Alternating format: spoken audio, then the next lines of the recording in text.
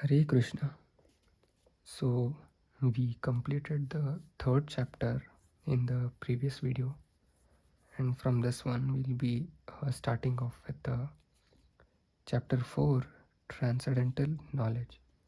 So in the previous chapter it was all about Karma Yoga, how one has to perform his prescribed duties and sacrificial rituals, that is the yagnas, and how the ignorant performs his duty, and how one who is in Krishna consciousness performs his duty. Everything was compared in the last chapter. So let's begin uh, to explore what is in the fourth chapter, Transcendental Knowledge. So here Krishna begins with this shloka. Shri Bhagavan Vacha Imam Vivasvate Yogam Proktavan Aham Avyayam Vivasvan Manave Praha Manur Ikshvakave Bravit. The personality of Godhead, Lord Shri Krishna, said, I instructed this imperishable science of yoga to the sun god, Vivasvan, and Vivasvan instructed it to Manu, the father of mankind, and Manu in turn instructed it to Ikshvaku. So here Krishna is basically talking about how this knowledge of self-realization was passed on from the sun god to Vivaswan, and from Vivaswan to Manu, and from Manu to Ikshvaku. Let's read the purport to get a deeper meaning. Herein we find the history of the Bhagavad Gita traced from a remote time when it was delivered to the royal order of all planets, beginning from the sun planet. The kings of all planets are especially meant for the protection of the inhabitants, and therefore the royal order should understand the science of Bhagavad Gita in order to be able to rule the citizens and protect them from material bondage to lust. So here sun is being addressed as the king, right? So how he is responsible for ruling all the citizens in a right direction. Human life is meant for cultivation of spiritual knowledge in eternal relationship with Supreme Personality of Godhead, and the executive head of all states and all planets are obliged to impart this lesson to the citizens by education, culture, and devotion.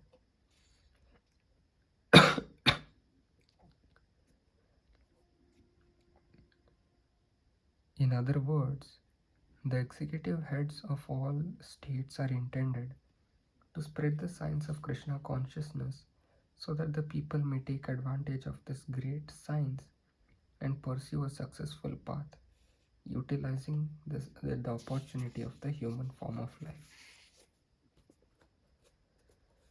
In this millennium, the sun god is known as Vivasvan, the king of the sun, which is the origin of all planets within the solar system.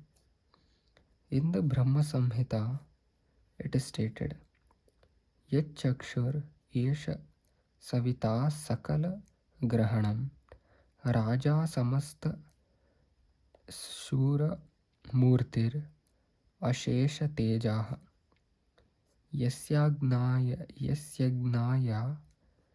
Brahmati Sambhrata Kala Chakro Govindam Adi Purusham Tam Aham Bhajami. So I am sorry if I have mispronounced any of the word. Let me worship Lord Brahma, said the Supreme Personality of Godhead, Govinda, who is the original person and under whose order the sun which is the king of all planets, is assuming immense power and heat.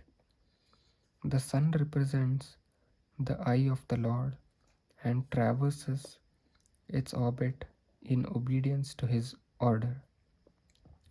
The sun is the king of the planets, and the sun god, at present of the name Vivaswan, rules the sun planet, which is controlling all other planets by supplying heat and light. He is rotating under the order of Krishna, and Lord Krishna originally made Vivaswan his first disciple to understand the science of Bhagavad Gita. The Gita is not therefore a speculative treatise for the insignificant mundane scholar, but is a standard book of knowledge coming down from time immemorial. In the Mahabharata, we can trace out the history of the Gita as follows. Treta Yugadau Cha Tato Vivaswan Manave Dadau Manuscha Loka Brahithartham Suta Ikshvakave Dadau Ikshvakuna Cha Kathito Vyapya Lokan Avasthitah. In the beginning of the millennium, known as Treta Yuga, the science of the relationship with the Supreme was delivered by Vivaswan to Manu. Manu, being the father of mankind, gave it to his son Maharaja Ikshvaku, the king of this earth planet and therefore and forefather of the Raghu dynasty, in which Lord Ramachandra appeared. Therefore, Bhagavad Gita existed in human society from the time of Maharaja Ikshvaku. At the present moment, we have just passed through 5,000 years of the Kali Yuga, which lasts 4,32,000 years.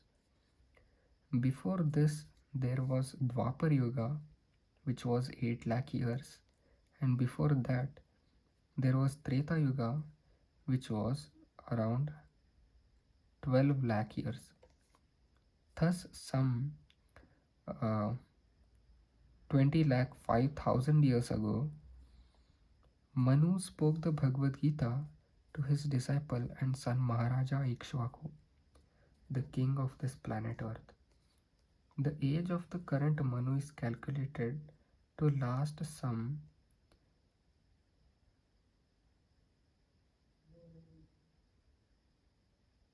30 crore 53 lakh years. Sorry, it took time to figure out the number of digits which are present over here, and of which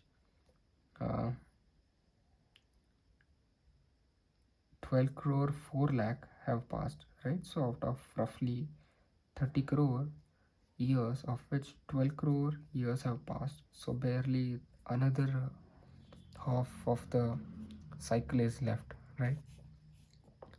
Accepting that before the birth of Manu, the Gita was spoken by the Lord to his disciple, the sun god Vivaswan. A rough estimate is that the Gita was spoken at least, you can hold it over here as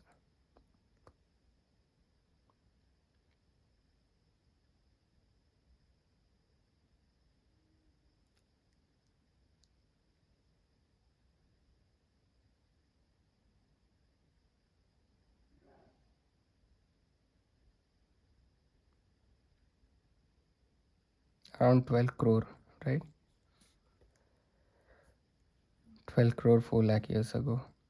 And in human society, it has been extant for 2 million years. It was respoken by the Lord again to Arjuna about 5,000 years ago. That is the rough estimate of the history of the Gita according to the Gita itself and according to the version of the speaker, Lord Shri Krishna. It was spoken to the sun god Vivaswan because he is also a Kshatriya and is the father of all Kshatriyas, who are descendants of the sun god or the Surya Vamsha. Kshatriyas. Because Bhagavad Gita is as good as the Vedas, being spoken by the Supreme Personality of Godhead, this knowledge is apaurusheya, superhuman. Since the Vedic instructions are accepted as they are, without human interpretation, the Gita must therefore be accepted without mundane interpretation. The mundane wranglers may speculate on the Gita in their own ways, but this is not Bhagavad Gita as it is.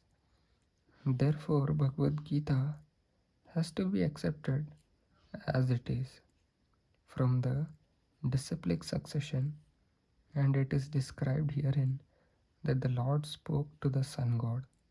The Sun God spoke to his son Manu, and Manu spoke to his son Ikshvaku. Hare Krishna.